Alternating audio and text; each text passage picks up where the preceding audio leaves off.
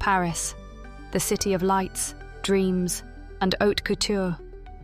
Elise Laurent had always imagined stepping into this city would feel like entering her own cinematic montage, set to a dreamy playlist, wearing an effortlessly chic ensemble from Cézanne. But as she stood on the platform at Gare de Lyon, dodging a sea of Louis Vuitton luggage, some real, some giving marché au pouce, and frazzled commuters shouting into phones, she realized Paris might be giving her a reality check, or at least a slap in the face. Clutching her vintage leather suitcase tightly, one she'd borrowed from her grandmother for luck, Elise navigated the station, a whirl of heels and hurried French chatter surrounding her. "You've got this," she whispered, glancing at her phone buzzing with messages from friends back in Provence. "Paris, me voilà." Later that afternoon, after battling through an Uber ride that felt more like an episode of Formula One racing, Elise arrived at her new home on Rue de la Roquette. The landlord had described the place as a charming studio with a romantic view. Elise quickly realized romantic meant staring directly into her neighbor's drying laundry. She sighed dramatically. €850 for this? Elise murmured, dropping her bags onto the tiny IKEA sofa. I knew Paris would be expensive, but this is basically paying to sleep in someone's closet. Still, it was hers, her first Parisian apartment. She spent the evening unpacking while eating a microwaved croque monsieur, imagining how she'd soon exchange this humble meal for dinners at Café de Flore, or maybe even Le Meurice. The next morning, Elise stood outside the imposing building of Édition Limitée on Rue Saint-Honoré. She adjusted her Sandro blazer, took a deep breath, and stepped inside, instantly engulfed by an atmosphere of creative frenzy. At the marble reception desk, Claire, immaculate in a tailored Chanel suit, sharp eyes framed by tortoiseshell glasses, raised an eyebrow. "Elise Laurent? They're waiting for you upstairs," Claire said briskly, offering only a thin, professional smile. The elevator ride was short but nerve-wracking.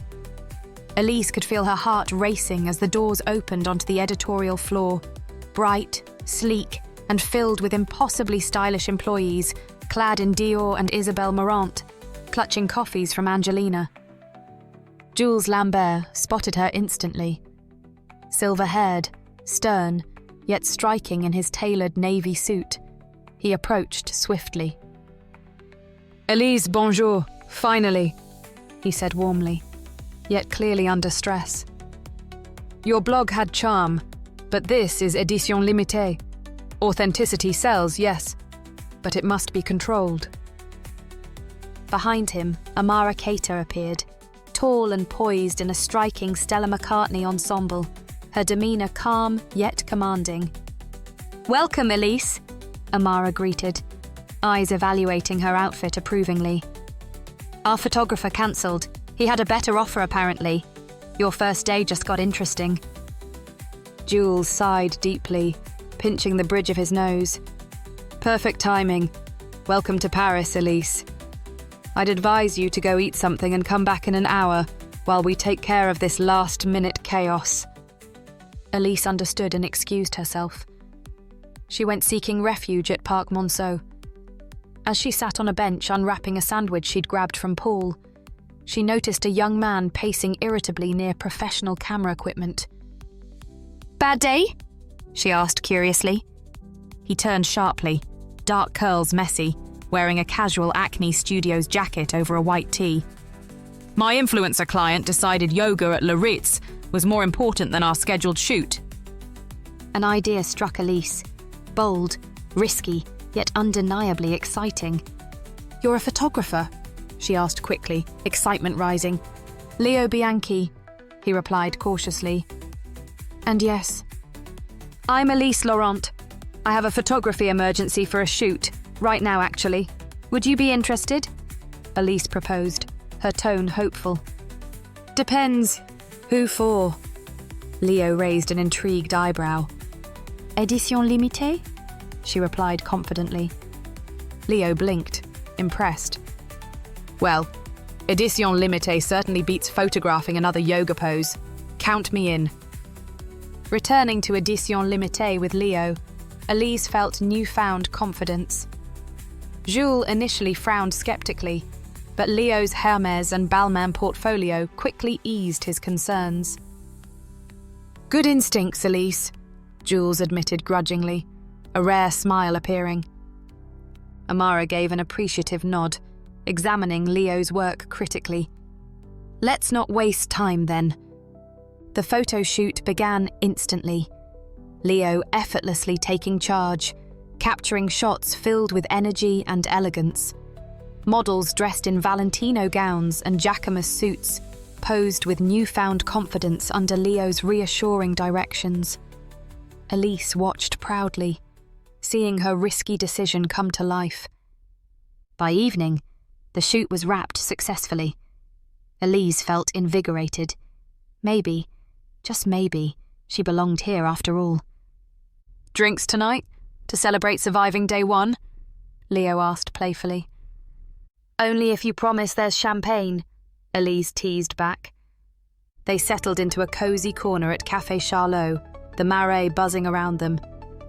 Elise sipped Veuve Clicquot, while Leo recounted hilarious stories of past nightmare shoots. I can't believe I'm finally here, Elise admitted, a warm flush on her cheeks. It's surreal. Just then, a polished woman approached confidently, dressed effortlessly chic in Saint Laurent, her Prada handbag perfectly complementing her look. Elise Laurent? She asked curiously, a sparkle of interest in her eyes.